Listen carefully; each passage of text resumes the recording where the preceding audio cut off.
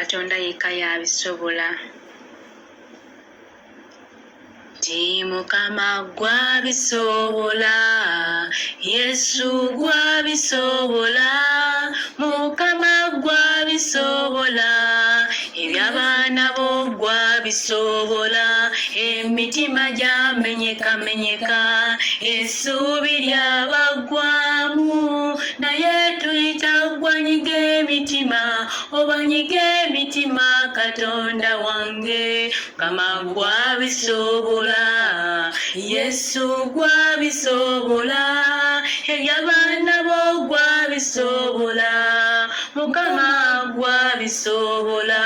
emitima gyamenyekamenyeka, essuubi lyabagwamu,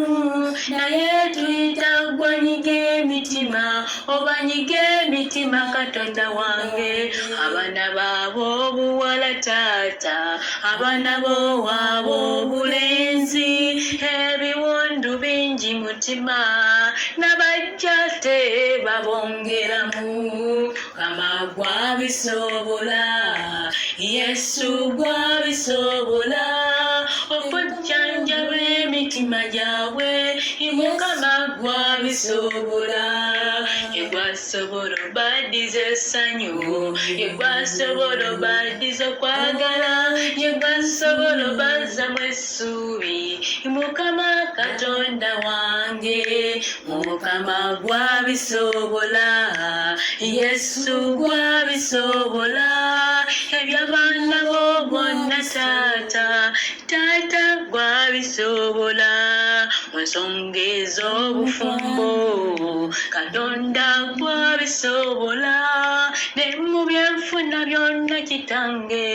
taata gwabisobola, kyetuva tukwase byaffe,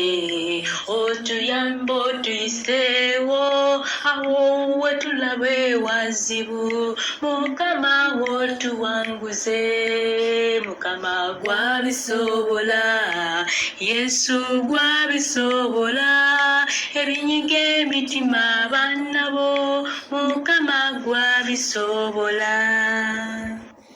Abooluganda Mukama yeebazibwe, kansubire mwena muli bulungi. Akayimba kano kazze oluvannyuma lw'emboozi gye mbaddemuko ne bannange awo bwenfunidde kanene akayimba sinakatireeza, naye nga ngamba nti Katonda yasobola ebintu ebyaffe, Katonda yasobola ebinyiga omutima, yasobola buli kimu. Nsaba byonna obeere ng'obimukwase wali Katonda, buli kimu kisoboka, osobola okuddamu n'owangula.